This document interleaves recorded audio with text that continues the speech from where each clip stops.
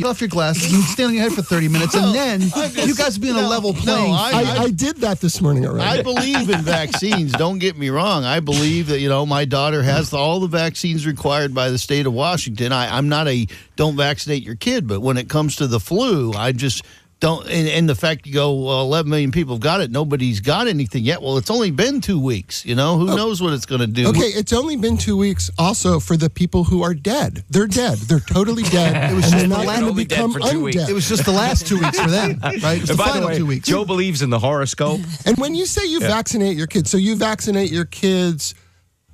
They give you a little card that says this is what they need. And I make sure all the little... Well, I just let my doctor, the pediatrician, decide. Okay, so if the pediatrician tells you to get a flu shot, will you? Well, I already have taken my daughter in, and she didn't suggest that she get a flu shot. I was afraid she had it, actually, because she was running a very high fever. His daughter got sick, and that's when he took her in. That's when he'd take himself in, is when he's already sick, probably. See, the problem here isn't just the flu. You guys live near a place called Vashon Island. Very well-educated, upscale place. It's one of the worst vaccine places in the United States. People won't and I'm not talking about flu. I'm talking about measles. I'm talking about whooping cough. I'm talking about Vashon Island won't do it. Because of the fear of autism? Yeah, the fear of autism, which has been disproved in dozens of studies in dozens of countries involving millions of children over 15 years. It's one of the most thoroughly discredited theories that exist in the history of science. And yet people won't vaccinate their child. I'm with you on that. Because Jim Carrey said so, and if you can't trust Jim Carrey for medical information... There you go. And I'm with you there. All right, let's move on, because... I've spoken about Jim Carrey and his girlfriend before. I'm not... Isn't it, Mike, you want to pull your own hair out to hear this? That we take celebrity because you can play the Grinch really crappily, by the way. You can play the Grinch on TV. I should listen to you about flu vaccine. Next up, and I love this one. Genetically modified foods. You, as an example, use a kind of rice. Is it called yellow rice? It's called yellow rice. That could be made to allow people to absorb vitamin D? A, okay, what important vitamin, and it's been proven that this particular kind of rice, genetically modified, would save how many lives? In India alone, the World Health Organization has predicted that if they planted that rice, it would save 1.5 million life years every year. Every year. Now, there's a couple things we need to say when we talk about this. But yet they outlawed genetically altered food. They haven't outlawed it. They just don't allow it to happen. Okay. First of all, there is no such thing as genetically modified food. All food is modified genetically. Tangerines and cantaloupes were not in the Garden of Eden. Yeah, you're grafting things together all the time to make cool new foods. The plot is a marvel of science. I mean, it's Do you have a Garden of Eden section in your book? I'd love to know what was actually in I actually have the Garden of Eden. At home. At home, okay. What was in the Garden of Eden? It was a parking lot. All right. And our dogs, beagles, didn't exist. We made those too, right? We do make them. And there is a difference between shooting a gene into a plant with a gene gun and doing this over centuries. And it's silly to pretend there isn't a difference. But the fight over genetically engineered food and organic food it's not a fight about science. It's an ideological culture war battle. And it's ludicrous, and it has to stop.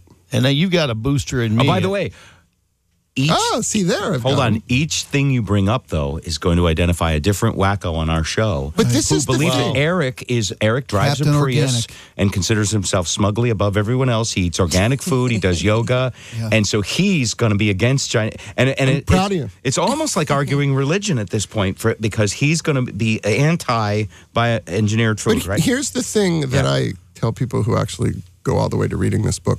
Lots of He took it home, by the way, before any of us got a chance. As long as he bought it first, it's okay. Yeah.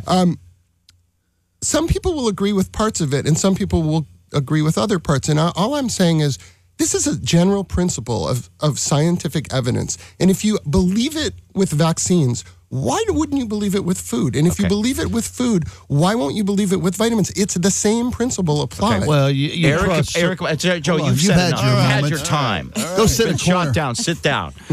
Eric is a guy with like a perfect IQ and a high score on the SATs. What is a perfect IQ, by the way? Whatever it is. It's like, what is it? What's your IQ?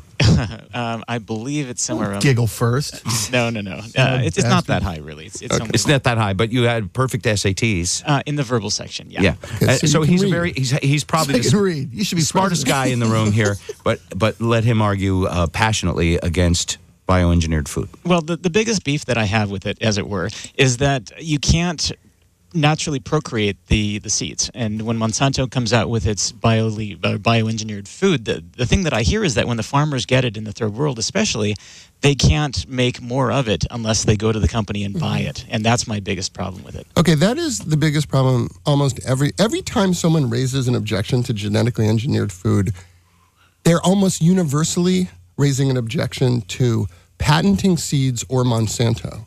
If we don't like Delta, do we decide that we're going to stop flying in the air? No, it's a technology. It's a marvelous technology. Now, you got your facts a little wrong because actually in the third world, they aren't terminating the seeds because there isn't a market to do it, but they could do it. It is a theoretical problem, and we can address that problem through laws in public entities. We can make seeds and distribute them any way we want, just as we can drugs or anything else. The idea that we shouldn't use a science because we don't like a company is just insane to me. Well, and smart people it's a business argument, not a science argument. Okay, but that's fine. Right? It's a legitimate argument. Yeah. But it doesn't mean that bioengineering is bad. This is a miraculous technology. The golden rice, for instance, is something where you can engineer vitamin A into rice. Millions of people go blind every year. Not in our country. None of this hardly applies to our country because they can't get these vitamins. Now, why shouldn't we be able to do that, plant it in the Philippines, in India, in Africa, and let people see? Now, there have got to be ways we can do that. You're for people seeing, right, Eric? I'm definitely you're not pro-blindness. This is all about anti-corporate, anti-globalistic companies, and that's a fine debate to have. It's a completely different issue than the science. Well, I heard it